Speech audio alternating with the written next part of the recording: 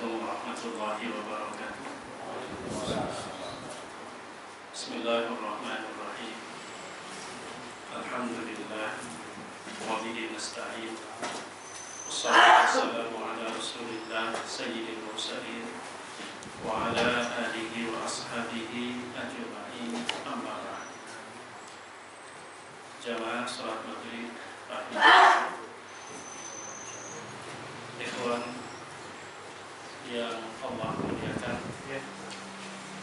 alhamdulillah ala kulli hal, puji dan syukur kepada Allah senantiasa kita panjatkan dari setiap nikmat yang Allah titipkan. Salawat dan salam atas Nabi kita Muhammad sallallahu alaihi wasallam, mudah-mudahan selalu Allah limpahkan juga atas keluarga, sahabat dan pengikut beliau sepanjang zaman. Jamaah salat maghrib rahimahumullah, kajian kita pada malam hari ini mengangkat sebuah tema dari kitab yang berjudul Minhatul Muqis. Buku ini membahas tentang disiplin ilmu mustalahul hadis yang ditulis oleh salah seorang ulama Al-Azhar, dan beliau juga sebagai pengajar di Wazaratul Ma'arif Al-Umumiyah di Mesir. Beliau bernama Syekh Hafiz Hasan Al-Mas'udi. Di bagian akhir dari buku tersebut, beliau membahas dan mengangkat tentang adabus syekhi wa talib, adab etika yang mesti harus diperhatikan baik dia sebagai seorang guru ataupun berstatus sebagai seorang murid. Sebab ilmu agama tidak cukup hanya kita rekam sebanyak mungkin, tapi kita juga perlu adanya keberkahan dari ilmu tersebut, di mana keberkahan tersebut akan Allah beri jika kita menggali ilmu tersebut dengan memperhatikan adab dan etika. Jamaah yang dimuliakan Allah Subhanahu wa taala, secara pribadi pernah memiliki pengalaman punya seorang dosen, Syekh Muhammad Abdul Latif. Beliau pakar dalam disiplin ilmu usul fikih Hanafi. Dalam dan saat mengajar, kita tidak boleh konsentrasi terbagi. Jadi kalau sudah beliau masuk ke ruangan, dan kebetulan saat itu beliau mengajar di pasca sarjana, mahasiswanya paling kurang lebih 4-5 orang. Jadi satu meja langsung berhadapan dengan dosen. Buku yang kami baca adalah buku yang menjadi rujukan usul fikih dalam mazhab Hanafi, Usulul Bazdawi, Kasbul Asyrar, Usulul Bazdawi. Jadi kalau udah beliau masuk, mahasiswa tak boleh terlambat walaupun semenit. Kalau beliau masuk, mahasiswa tak boleh masuk, tapi tak boleh pulang. Pintu ditutup.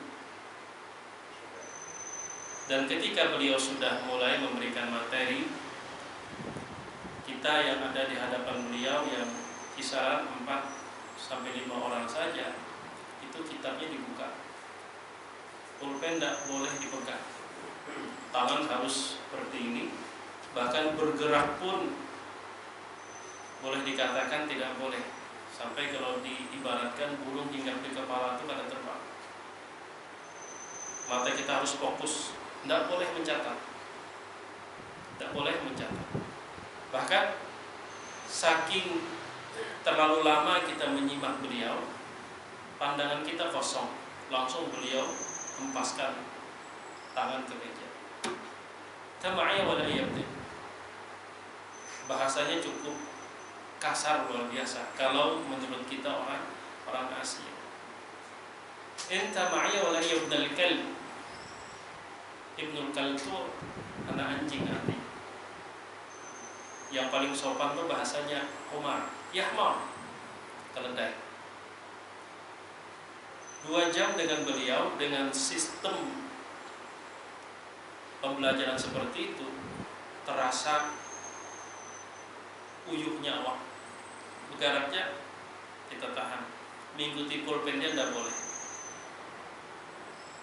Tapi 2 jam dengan beliau dibandingkan dengan 1 bulan dengan dosen yang lain, lebih terasa yang 2 jam itu. Hafalnya, pahamnya, ingatnya. Karena itu ulun baru memahami tentang potensi memori yang Allah beri ke kita. Itu persis sama dengan tenaga. Akal kita itu juga punya batas kemampuan sebagaimana tenaga. Kalau kita mengangkat 2 benda dengan 2 belah tangan yang terpisah, umpama sebelah kiri 20 kilo, sebelah kanan 20 kilo, kita angkat masing-masing dengan sebelah kanan, terasa berat karena saat itu tenaga kita terbagi 2. Tapi kalau yang satu kita angkat dengan 2 belah tangan dulu, baru yang satunya dengan 2 belah tangan, maka terasa ringan meskipun mungkin lebih lama. Begitu juga akal kita. Kalau kita tidak mampu untuk mengkonsentrasikan perhatian, demikian juga konsentrasi kita terhadap materi yang disampaikan, maka sekalipun kita paham, pulang ke rumah itu mudah lupa. Nah, kalau di tempat kita ini yang sangat menerapkan sekali dengan adab-adab nuntut ilmu itu Syekh Muhammad Nuruddin Marhum. Kalau udah belajar dengan beliau, muka kita, kaki kita kalau kelihatan begini aja, beliau marah. Anda tidak serius belajar itu. Ilmunya dapat, tapi berkahnya mungkin tidak. Jamaah yang dimuliakan Allah Subhanahu wa taala. Nah, apa yang ingin disampaikan oleh Syekh Hafidz Hasan Al-Mas'udi tentang adabus syekh wa talib. Beliau mengatakan amma adabus syekh wa talib fa mimma yashtarikani fihi tashihun niyyati wa tahsinul khuluqi wa tatahhur min a'radid dunya. Adab dan etika yang menyatukan guru dan murid. Artinya seorang guru mesti harus perhatikan, sebagaimana murid pun juga mesti memperhatikan adab-adab berikut ini. Yang pertama, kata beliau, tashihun niyyah, luruskan niat. Ngajar maupun belajar, luruskan niat. Apa yang ingin kita dapat? Dan Rasul Shallallahu Alaihi Wasallam beliau mengingatkan, innamal a'malu binniyat. Hadis riwayat Imam Bukhari dan Muslim dari Umar bin Khattab radhiyallahu anhu. Sebab bisa jadi berada di tempat yang sama dengan program yang sama, tapi yang didapat berbeda. Niat itu yang sangat menentukan sekali. Tashihun niat, yang mengajar maupun yang belajar, luruskan niat. Itu yang pertama. Jangan sampai perbuatan yang seyogianya perbuatan mulia menjadi hangus karena dirusak oleh niat yang keliru. Yang kedua, tahsinul khuluq. Guru maupun murid dituntut untuk memperbaiki akhlak, memperbaiki perilaku. Yang ketiga, at-tatahhur min a'radid dunya. Berusaha tidak menomorsatukan kepentingan-kepentingan duniawi. Kalau untuk menghilangkan sama sekali mungkin berat buat kita, tapi setidaknya tidak memprioritaskan kepentingan-kepentingan duniawi pada saat kita menuntut ilmu. Kenapa? Karena menuntut ilmu itu ibadah. Berapa jam kita duduk di majelis dengan niat yang benar, maka selama itu pula kita tercatat beribadah kepada Allah. Makhluk Allah, baik malaikat bahkan sampai ikan yang di laut pun mendoakan, memohonkan ampunan. Karena itu siogianya kita pelihara, kita jaga ibadah tersebut, jangan sampai kualitasnya berkurang hanya karena kita belum meluluskan niat. Aku menuntut ilmu sebagaimana Imam Al-Ghazali dalam Bidayatul Hidayah, untuk memperbaiki sesuatu yang salah akibat karena tidak tahu, atau untuk berbekal diri sehingga semakin lebih dekat kepada Allah Subhanahu wa taala. Termasuk yang berdakwah, terlebih berdakwah, mengajar adalah amalan yang paling baik, sebagaimana firman Allah, a'udzubillahi minasyaitonirrajim, wa man ahsanu qawlan mimman da'a ila Allah wa 'amila shalihan wa qala innani minal muslimin. Tidak ada orang yang lebih baik, wa man ahsanu qawlan, perkataannya tidak ada yang lebih baik, mimman da'a, daripada orang yang berdakwah, ila Allah, mengajak kepada Allah, wa 'amila shalihan, kemudian dia beramal saleh. Nah, oleh karena itu jamaah yang dimuliakan Allah, yuk mari kita sama-sama mulai dari ulun pribadi, lalu kita sama-sama semua, saat setiap kali kita hendak hadir ke majelis ilmu, pastikan niat kita tidak keliru. Kemudian akhlak kita perlahan-lahan kita perbaiki. Rasul mengatakan, inna rajula bi husnil khuluq la yablughu darajatal qa'imi billahi sha'imi bin nahar. Tidak mustahil dengan akhlak yang baik seseorang bisa mencapai derajat orang yang setiap malam tahajud dan di siang harinya berpuasa. Apalagi udah tahajudnya Masya Allah, puasanya pun juga rajin, akhlaknya kemudian diperbaiki. Pernah ulun sampaikan sebuah perbandingan, mana bagusnya ibadahnya mantap tapi akhlaknya masih buruk, dengan orang yang akhlaknya buruk, akhlaknya baik tapi ibadahnya masih buruk. Pernah ulun sampaikan dua-duanya baik, cuman tugas kita bagaimana hari ini lebih baik dari kemarin, saling melengkapi, saling berbenah diri. Itulah sikap yang bijak. Nah, terus yang jelek siapa? Yang jelek yang ketujuh menilai orang. Yang ketujuh menilai orang. Yang akhlaknya baik tapi ibadahnya masih buruk, teruslah untuk berbenah diri untuk memperbaiki ibadah dan meningkatkan akhlak yang baik. Demikian juga yang ibadahnya baik, akhlaknya buruk, jangan sampai ibadahnya menjadi tidak maksimal nilainya karena hanya sekedar akibat akhlak yang buruk. Saling melengkapi, saling berbenah. Maka itulah sikap yang ideal. Karena untuk mencari yang lebih baik dan yang paling baik tanpa kurang hanya Allah Subhanahu wa taala. Jamaah yang dimuliakan Allah, jadi ada 3 adab di mana seorang guru dan murid itu sama. Pertama tadi luruskan niat, yang kedua perbaiki akhlak, dan yang ketiga mari berusaha kita tidak memprioritaskan kepentingan duniawi. Wa yanfaridu syaikhu, adapun adab yang harus diperhatikan khusus oleh si guru.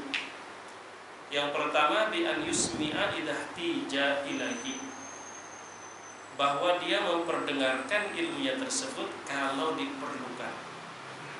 Kalau orang tidak perlu, bukan kita pelit dengan ilmu. Kalau orang tidak perlu, orang tidak minta, maka siogianya seorang guru mesti hanya mengajar kepada orang yang perlu. Loh, kenapa? Persoalannya orang yang merasa tidak perlu, lalu kita ajarin, itu sama dengan menistakan ilmu yang kita ajarkan, sama dengan merendahkan ilmu. Sementara ilmu itulah yang begitu sangat mulia di sisi Allah. Maka dari itu tidak sedikit sosok yang menjaga etika ini. Bila orang kadang meminta, kadang hendaknya bersuruh, kecuali orang meminta. Tapi kalau orang meminta, selama kada ada halangan, selama kada ada kendala, sekalipun jauh didatanginya. Tapi bila orang kada meminta, bukan berarti pelit, tapi kita menyampaikan sesuatu yang bernilai kepada orang yang tidak membutuhkannya, itu akan menyebabkan sesuatu yang bernilai tadi kurang dihargai. Imam Malik rahimahullahu ta'ala ketika diminta oleh Raja Harun ar-Rasyid untuk mengajar dua orang anak beliau, Amin dan Ma'mun, disuruh datang ke istana. Apa kata Imam Malik? Al-ilmu ya'lu wa la yu'la alaih. Ilmu itu lebih tinggi. Kalau pengen belajar, datang ke sini. Anak seorang raja, seorang khalifah, Amin dan Ma'mun, diundang ke istana untuk mengajar, belum enggak mau. Al-ilmu yu'ta wa la ya'ti. Mohon maaf tadi keliru. Al-ilmu yu'ta wa la ya'ti. Ilmu itu mesti didatangi, bukan ilmu yang mesti datang. Kalau kita ini sama-sama, pian ke sini, ulun ke sini. Artinya ulun kada datang ke rumah pian, kita sama-sama. Karena memang zamannya sudah jauh berbeda. Tapi Imam Malik punya prinsip, al-ilmu yu'ta wa la ya'ti. Kenapa? Karena kalau ilmu itu harus didatangi, belum tentu yang didatangi itu butuh ilmu. Tapi kalau orang betul-betul ingin dapat ilmu, dia pasti datang. Dulu di daerah Alalah ada seorang tokoh yang bernama Guru Haji Arsyiansah, dikenal orang dengan guru pembesar. Beliau khutbah maupun pengajian, beliau tidak mau menggunakan pengeras suara. Tidak mau, padahal pengeras suara ada. Apa kata beliau? Kalau pengen dengar, beparak. Kalau pengen mendengar, beparak. Beliau terkenal dengan prinsip khutbah Jumat tidak sah kecuali bahasa Arab. Masjidnya yang beliau bangun itu Masjid Su'ada Udarain, Aralak Selatan, RT 5. Waktu beliau masih hidup dan beliau menjadi ketua masjid, maka selama itu pula tidak pernah khutbah dengan bahasa Indonesia, selalu bahasa Arab. Lalu ada yang mengusulin, gimana orang faham dengan khutbah kalau disampaikan dengan bahasa Arab, sementara jamaah bukan orang Arab. Maka beliau siasati, sebelum tiba waktu salat Jumat, kurang lebih seperempat jam, khatib dipersilahkan menerjemahkan isi khutbah yang akan disampaikan. Jadi kayak kultum, itu Masjid Su'ada Udarain. Waktu itu masih masjid bangunan dulu. Sekarang udah berubah, pengurusnya pun juga berubah, dan sekarang udah tidak ada lagi yang berbahasa Arab. Tapi masa transisinya pemerintah memberikan sumbangan, tapi beliau faham di balik sumbangan itu ada pesan, ditolak mentah-mentah oleh beliau. Karena kalau kami sudah menerima sumbangan dari pemerintah, kami harus ada kompensasinya. Titipan dari pemerintah harus kami laksanakan, dan kami tidak siap, maka ditolak. Jadi murni 100% adalah warga yang membangun. Setelah beliau meninggal dunia, ganti kepengurusan, lalu menerima sumbangan dari pemerintah, akhirnya diselang-seling. Minggu ini khutbah bahasa Indonesia, minggu berikutnya bahasa Arab.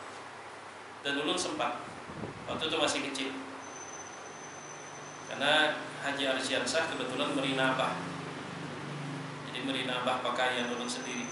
Waktu itu masih kecil. Beliau wafat tahun 1983.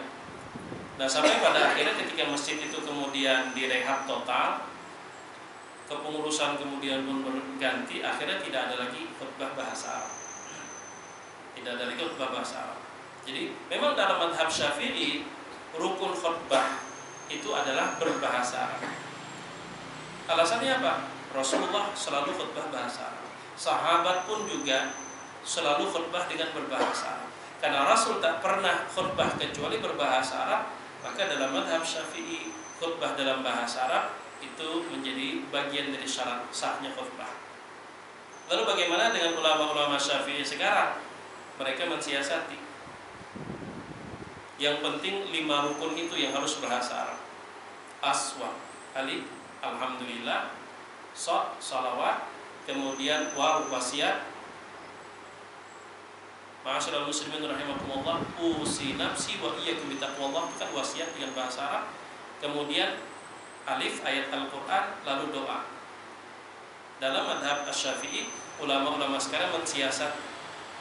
Cuma mereka yang masih kental sekali dengan fikih Syafi'inya, kalau sudah umpama alhamdulillah bahasa Arab, salawatnya bahasa Arab, kemudian wasiat yang singkat bahasa, lalu diselingi dengan bahasa Indonesia, ketika dianggap terlalu panjang, maka antara rukun-rukun itu dianggap putus. Lalu sebelum mengakhiri khutbah pertama, diulangi lagi rukunnya. Coba biar perhatikan kalau sholat di masjid-masjid yang secara fikih bermadhab Syafi'i, diulangi lagi. Alhamdulillah, Allahumma sholli ala Sayyidina Muhammad Rasulillah, amma ba'du fa ibadallah, usi nafsi wa iyyakum bittaqwallahi wa ta'atihi, wa idza quri'al Qur'an fastami'u lahu wa ansitu la'allakum turhamun. Setelah baca ayat Qur'an baru duduk, kemudian berdiri lagi khutbah kedua, dan khutbah keduanya murni bahasa Arab.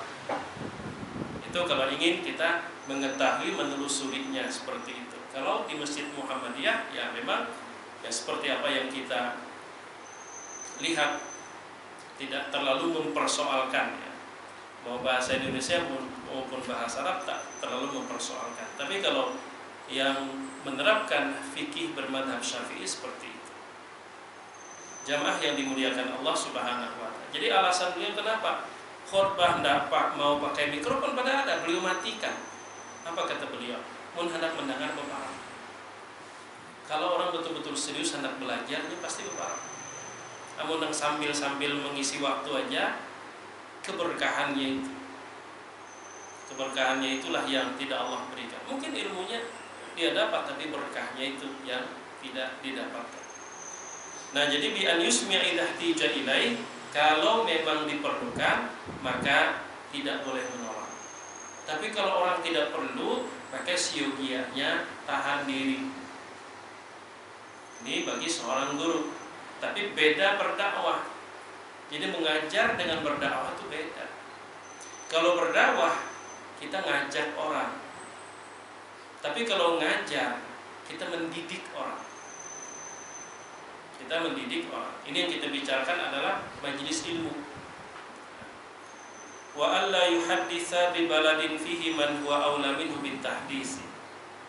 Kalau berbicara tentang disiplin ilmu, jadi dia ngajar, pemulung ngajar tentang disiplin ilmu di suatu tempat, maka adab seorang guru, dia tidak mengajar di suatu tempat sementara di situ ada orang yang lebih alim daripada dia. Terus bagaimana? Dia cukup mengarahkan. Nah, dalam hal ini dia belajar lawan guru anu sini lebih ahli. Sini lebih ahli. Itu ada. Jangan seberatan diramu.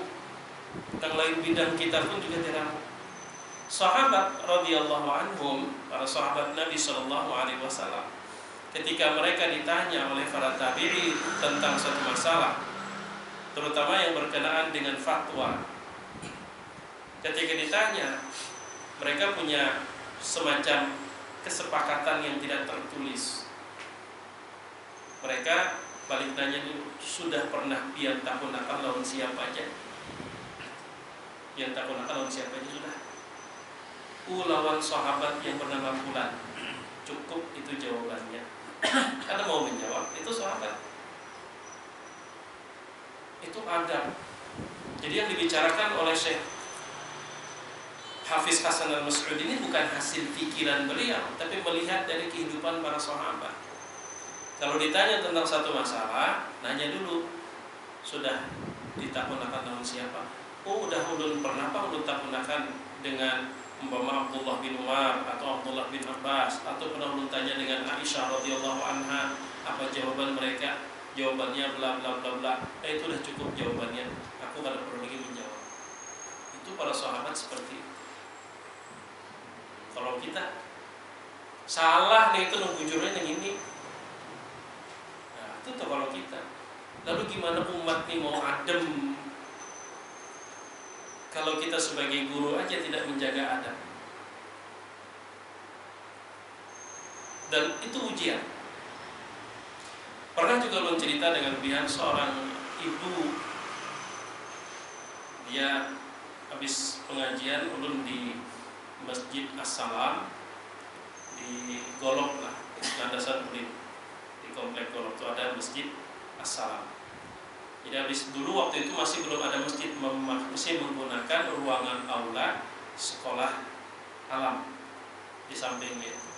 Jadi kajian itu waktu itu Ahad. Habis kajian Pak Ustadz boleh belum minta waktu? Oh boleh. Lalu ulun Pak Ustadz alhamdulillah udah berumah tangga kurang lebih lebih dari 15 tahun. Rumah tangga alhamdulillah, suami istri kami hijrah. Asal dari Jawa akan hijrah. Terus yang ingin pian tanyakan, ulun ini galau Pak Ustaz.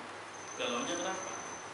Kan ada firman Allah yang berbunyi, A'udzubillahi minasyaitonirrajim, la tajidu qauman yu'minuna billahi wal yawmil akhir yawaddu man hadallaha wa rasulah. Kamu tidak akan mendapatkan wahai Muhammad suatu kaum yang betul-betul beriman kepada Allah, tapi di sisi lain menjalin cinta dengan orang yang memerangi Allah dan Rasul. Memangnya ada apa Bu dengan ayat itu? Suami ulun Pak Ustaz, sejak kami berumah tangga sampai hari ini belum mau sholat. Jadi dalam anggapannya orang yang tidak melaksanakan sholat itu memerangi Allah dan Rasul. Dan ulun sudah konsultasi dengan 2 orang ustaz tentang hubungan ulun dengan suami ulun. Terus apa jawaban ustaz tersebut? Disarankan ulun gugat cerai. Astagfirullah, ya dalam hati. Bu, selama ini selain dari masalah sholat, suami pian itu dalam hal finansial, kasih sayang, kebutuhan anak dan segalanya bermasalah enggak? Enggak Pak Ustaz. Semuanya terpenuhi, cuman sebuting ada mau sholat. Ulun takutan kalau termasuk ayat itu iman ulun dipertanyakan. Dan menurut 2 orang ustaz, ulun sudah bertakun, ulun disarankan gugat cerai. Karena ulun tidak mungkin mencintai orang yang memusuhi Allah dan Rasul. Nah di situ dilema ulun menjawab. Tapi akhirnya kalau ulun aminkan, hancur rumah tangga orang. Apalagi anak-anak masih halus. Akhirnya apa? Allah berikan ya semacam hidayah kepada ulun. Bu, jawaban 2 orang ustaz itu tidak salah. Jawabannya benar, tapi bukan yang terbaik buat dia. Terpaksa ulun harus berkata demikian. Jawabannya tidak salah, jawabannya benar, tapi bukan yang terbaik untuk dia. Yang terbaiknya apa? Allah ingin berikan kepada dia ladang dakwah, berdakwah dengan orang terdekat, dan dakwah itu pun tidak seperti makan lombok. Keegoan kita kalau berdakwah, sekali nasihati langsung ngasih, itu keegoan kita. Tapi ketika berkali-kali belum ada perubahan, itu kasih sayang Allah. Masa Pak Ustaz? Iya, itu kasih sayang Allah. Gimana bentuknya? Nah, biar dibegawi lawan orang. Habis proyek diputus surat, nah apalagi gawian dia. Sekarang proyeknya nyambung terus. Dakwah pian dengan suami itu tetap jalan. Coba jangan pian padahi sekali langsungnya sholat, nggak ada lagi amalan dakwah pian terhadap suami. Tapi sekali ada perubahan, berarti pian masih dituntut untuk mendakwahi. untuk seterusnya. Jadi kada pepagat-pagatan, proyeknya, kontrak dengan Allah tetap jalan. Allah berfirman, "Wa man ahsanu qawlan mimman da'a ila Allah wa 'amila shalihan." Terus kenapa ulun katakan bahwa bukan yang terbaik? Sekarang kalau ulun tanya, kalau pian gugat cerai suami pian, apakah dengan serta merta suami pian langsung rajin sholat? Atau malah dia stres? Ya pasti stres. Berarti memperburuk keadaan, bukan memperbaiki keadaan. Cuman yang paling sulit itu memilih untuk tidak mengatakan jawaban orang salah. Walaupun sebenarnya kalau kita belak-belakan itu bukan memberikan solusi, tapi memberi masalah pada orang lain. Tapi harus jaga etika. Jawaban dua orang ustaz itu tidak salah, itu bujur dia. Cuman menurut ulun bukan yang terbaik untuk dia. Lalu ulun jelaskan. Nah, jadi adab seorang guru itu dia tidak mengajar di satu tempat kalau di situ ada yang lebih ahli di bidangnya. Tugasnya mesti bal yursyidu ilaihi, arahkan. Makanya salah satu sifat tawadhunya Ustaz Abdul Somad itu seperti itu. Kalau orang nanya tentang masalah hadis, beliau jawab semampu beliau. Kemudian kata beliau, "Munpian hendak lebih jauh, lebih dalam, tanya kepada Dr. Ma. Itu pakar di bidang hadis. Kalau pian ingin tahu tentang Al-Quran, tanya Ustaz Adi Hidayat. Beliau lebih pakar. Bahkan Ustaz Adi Hidayat pun juga sama seperti itu. Kalau pian ingin bertanya tentang masalah sirah, tanya Dr. Khalid Basalamah. Beliau pakarnya di situ. Jadi bagi tugas, bukan dimonopoli. Dan ini adalah adab. Kemudian wa alla yatruka isma ahadin li niyatin fasidah. Jangan membiarkan ada orang yang belajar tapi niatnya salah. Jangan dibiarin. Kenapa? Nah, dalam buku Bidayatul Hidayah Imam Al-Ghazali beliau menyinggung, karena kalau kita mengajarkan ilmu yang bermanfaat sebenarnya kepada orang yang niatnya salah, itu analoginya sama dengan kita ngasih senjata tajam kepada orang yang niatnya ingin merampok. Ketika dia merampok, dengan senjata tajam yang kita serahkan, kita kena juga dosanya. Jangan dibiarkan. Kalau ada gelagat orang niatnya sudah salah, keliru, setidaknya tidak perlu direspon, terutama dalam hal pertanyaan. Dan itu sudah sering ulun sampaikan. Kenapa biasanya kajian-kajian ulun itu waktu isya sampai tutup baru selesai. Jadi seakan-akan tidak ada ruang tanya. Bukan ulun tidak memberikan kesempatan untuk bertanya, tapi bertanya itu biasanya ulun berikan sesudah sholat isya. Ya, sifatnya pribadi. Karena orang kalau memang perlu sekali, dia menghadangi. Kalau dia hanya sekadar bertakun sambil lewat aja, artinya ada penting. Karena di dalam buku-buku usul fikih, salah satunya kitab Al-Mustasfa min Usulil Fiqh yang ditulis oleh Abu Hamid Al-Ghazali, beliau di bagian akhir juga menyebutkan adabul istifta wal mustafti. Adab bertanya juga ada. Sebagaimana yang sering ulun sampaikan, orang bertanya ada yang sekadar menguji. Ini Ustaz bisa nggak menjawab? Ketika kadang bisa menjawab, 11-12 juga dengan seorang dalam hatinya seperti itu. Ada juga yang tanya sekedar ingin nyinggung seseorang yang ada di situ. Dan semua itu pernah ulun alami. Dengaran kita tadinya masih kurang pengalaman, orang bertakun jawab terus. Simba sudah tutup pengajian sih ke para. Lu Pak Ustaz yang bertakun tadi menyinggung kami, Pak Ustaz yo minta maaf. Ya kalau ulun tahu memang menyinggung dia niatnya ulun kadang ulun jawab. Jadi apa yang ulun sampaikan pernah ulun alami pada saat memang masih baru terjun ke dunia dakwah.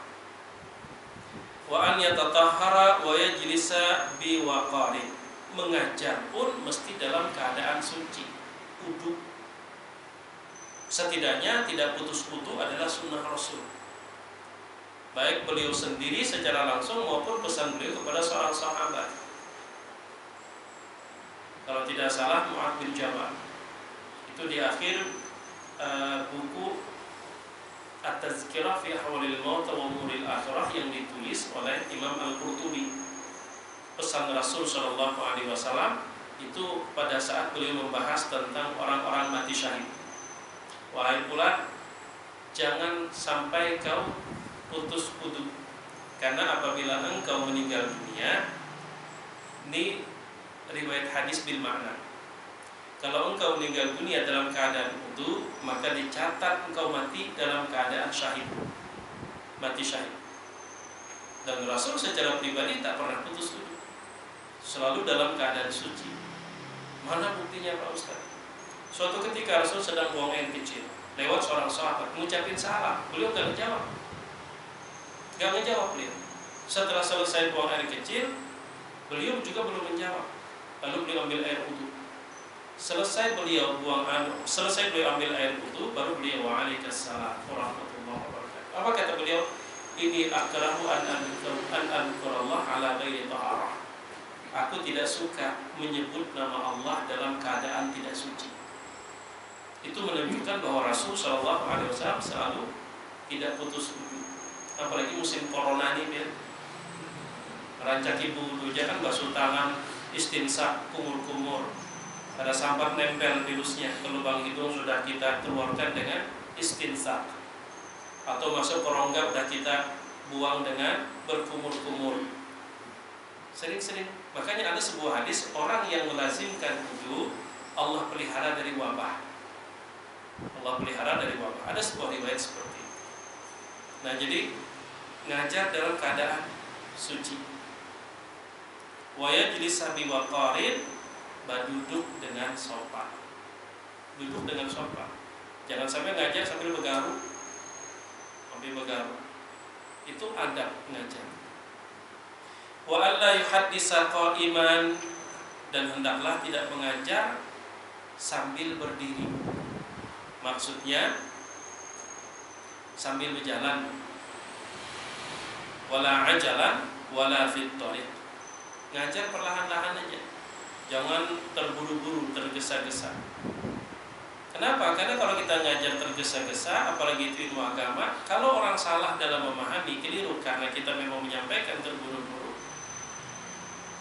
keliru dalam memaham, itu akan berbuah keliru dalam mengamalkan. Kalau sudah keliru dalam mengamalkan, maka apa manfaatnya kita mengajar? Wala fit thariq, dan juga tidak menyampaikan ilmu di jalan. Illa ini turra ila syai'in dari, kecuali kalau terpaksa. Ngajar berduduk, kemudian jangan berjalan, apalagi di jalan, kecuali kalau memang terpaksa. Kalau bisa berduduk. Ulun terkadang berusaha, walaupun harus melihat situasi. Bilanya habis pengajian, terutama di Masjid Hasanuddin, lagi belum musim corona lockdown berantakan. Jadi bila ada nomor telepon hendak bulik aja kita berduduk satu malam. Ulun bawa berduduk, tapi ulun kadang menjelaskan ini adab kadang. Kita duduk juga lebih santai. Padahal bukan santainya itu yang ulun maksud, karena ulun merasa ini adalah adab kita memuliakan ibu. Ini duduk kita. Wa an yumsika anit tahdits idza khasyat taghayyura aw nisyana, dan hendaknya ambil mengajar. Idza khasyat taghayyura, kalau sudah khawatir memorinya sudah kada kuat lagi. Kenapa? Tersalah sampaikan mengakibatkan orang tersalah sambut. Salah sambut, orang salah mengamalkan. Apalagi umpama ragu-ragu A atau B, maka seyogianya pending dulu. Hal itu bisa terjadi lima radin, karena faktor sakit, au haramin, atau faktor tuha. Jadi sudah tuha, daya ingat kada kuat lagi, ya udahlah, banyak berzikirnya sudah. Mengajar kalau tidak tersalah dan disampaikan, itu adab seorang guru. Cuman kadang-kadang di beberapa tempat nang tuha kada mau paham-paham. Padahal ada nang anum yang bisa dikader. Nang tuhanya terus. Wa an yakuna lahu idza takhadha majlisan lil imla mustamlin yaqidun wa an yakuna lahu idza takhadha majlisan lil imla mustamlin yaqidun. Nah, kalau berisi majlis untuk mengimla itu si guru menyampaikan, si murid mencatat, itu imla. Maka mustamlin yaqidun, maka lebih apa istilah kita itu banyak, jangan sampai tidak mengukur kemampuan murid. Tahunya murid lambat menulis laju mana disesuaikan. Nah, itu adab yang harus dipelihara oleh si guru. Adapun adab murid, karena tidak banyak, belum minta waktu, kita tambah sedikit, tambahi lagi yang belum kurang, tambah sedikit. Itu adab seorang guru.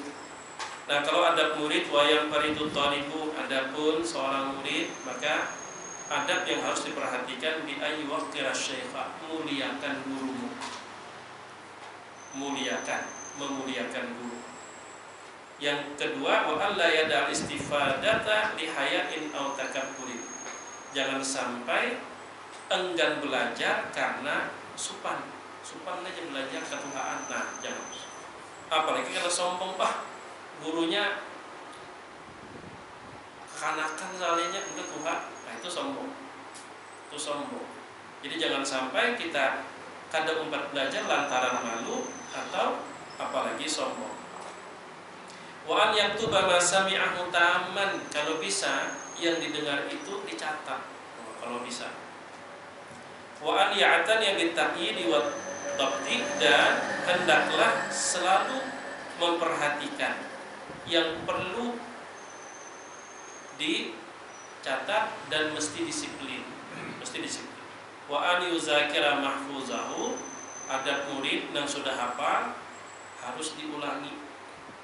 Wa an yursyida ghairahu bima sami'ahu, jangan engken lawan kawan.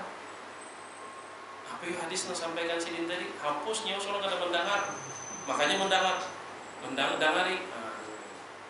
Kenapa? Karena ilmu itu kalau kita beri bertambah kuat ingatan. Beda harta kalau kita bariakan berkurang, tapi ilmu kita bariakan bertambah. Itu yang mendorong ulun hakun mengajar menjadi guru bantu di UIN Antasari. Walaupun sebenarnya waktu sudah terlalu sibuk, tapi ulun mikir kalau ulun mengajar di secara formal, ilmu-ilmu yang pernah ulun baca, ilmu yang pernah ulun pelajari tak ulangi pula. Jadi kada sampai hilang. Nah, kalau pengajian-pengajian seperti ini kan ya bukan tempatnya kalau kita sampaikan materi yang cukup berat. Karena kita pengajian ini sudah imbah maghrib. Karena imbah maghrib itu sudah sisa waktu, sisa pikiran, sisa tenaga, udah uyuh sudah. Jadi untuk berpikir keras itu berat. Nah, tapi kalau di perkuliahan, di sekolahan formal itu kan biasanya pagi masih fresh, masih segar. Jadi diajak berpikir berat itu tak masalah. Nah, kemudian wa an yaqifa 'inda muntaha ilmihi, jangan memaksakan sesuatu yang di luar pengetahuan. Iya, sebenarnya kadang-kadang kita tertantang untuk umpat bepander, padahal pengetahuan kita hanya sejumput. Dan itu yang menjadi musibah zaman sekarang, terutama ketika sudah sarana kita berkomunikasi semakin banyak melalui sosial media, melalui internet, apalagi di grup-grup kita memposting A dan B, pastikan dulu apa yang kita posting kita faham atau tidak. Kalau ternyata kita memang betul-betul faham, kemudian kita pertimbangkan ada manfaatnya enggak kalau kita share kembali, atau hanya sekedar kita berharap dapat tempat di hati manusia, berarti itu ria. Apalagi yang sekedar dapat jempol like, buka Instagram hanya sekedar udah berapa ekor follower, hanya sekedar itu. maka itu termasuk perbuatan yang sia-sia. Ulun secara pribadi memang banyak dimasukkan ke kawanan, baik di grup kajian Muhammadiyah maupun grup-grup yang lain, tapi hampir tidak pernah ulun mengomentari apapun selain hanya ulun membaca, melihat, sudah sampai di situ. Karena ulun berpikir kebaikan apa yang ulun dapat kalau ulun berkomentar. Kalau memang kebaikannya jelas dan pasti, baru ulun berkomentar. Kalau tidak, biar yang lain saja berkomentar. Karena sesuatu yang keruh jangan kita tambah keruh, kecuali kalau memang tujuan kita untuk menjernihkan yang keruh. Tapi kebanyakannya bukan menjernihkan, tapi menambah keruh. Itu yang paling sering. Nah, jadi itu adab guru dan murid. Jadi ada adab di mana guru dan murid sama, kemudian ada adab di mana seorang guru itu khusus dia harus perhatikan, dan di mana juga adab seorang murid harus memperhatikan. Namun yang ingin ulun garis bawahi, adab seorang guru yang menjadi semacam kesepakatan yang tak tertulis dari kalangan sahabat. Kalau ditakuni oleh seseorang tentang sesuatu, sahabat bertakun dulu. Siapa saja sudah pernah nyawa balumpah lagi. Pian dipangga pertama ulun bertakun, nah baru dijawab. Tapi kalau sudah pang lawan si an, apa jawabannya? Kalau disampaikan bla bla bla bla, cukup dah itu jawaban. Cuman kalau untuk terdapat perbedaan, menurut sahabat ini begini, menurut sahabat ini begitu, kan sering juga kita menemukan perbedaan seperti itu. Itu terkadang yang bertanya tidak mau jujur. Sudah lawan siapanya tanyakan belum? Atau generasi berikutnya, si A bertanya kepada sahabat yang ini, sedangkan si B bertanya kepada sahabat yang ini. Si B bertanya kepada sahabat yang ini bertakun sudah ditanyakan lawan siapa? Ada ulun bertakun lawan dia pertama kali. Jawabannya ini si B. Si A bertakun lawan yang ini, ujar sahabat ini, wahai A, nyu bertakun siapa aja sudah belum pernah. Kalau dia mau bertakun. Nah kemudian generasi yang berikutnya ini yang bertakun kepada yang bertanya kepada sahabat. Itu yang kemudian meriwayatkan adanya perbedaan pandangan di kalangan sahabat. Tapi kalau sahabat itu sendiri, mereka sepertinya ada kesepakatan yang tak tertulis. Kalau ditakuni seseorang, bertanya terlebih dahulu, sudah ditakunakan lawan siapanya? Belum pak, baru dijawab. Nah, itulah yang barangkali dapat ulun sampaikan. Mudah-mudahan kita tidak hanya sekedar dapat ilmunya saja, tapi juga kita Allah berikan keberkahan. Apa keberkahan? Ziyadatul khair, kebaikan dari ilmu yang Allah beri. Salah satunya apa keberkahannya? Dimudahkan untuk mengamalkan. Karena banyak ilmu yang kita tahu, banyak ilmu yang kita dapat, tapi sampai saat ini kita belum mampu untuk mengamalkannya. Jadi salah satu keberkahan itu adalah Allah mudahkan kita mengamalkan. Allah mudahkan kita mengamalkan. Barangkali ini yang dapat ulun sampaikan. Mudah-mudahan bermanfaat buat ulun dan buat kita semua. Jika ada salah hilafnya, mohon maaf sebesar-besarnya. Jazakumullahu khairan. Subhanakallahumma wa bihamdik, asyhadu an la ilaha illa anta, astaghfiruka wa atubu ilaik. Assalamualaikum warahmatullahi wabarakatuh.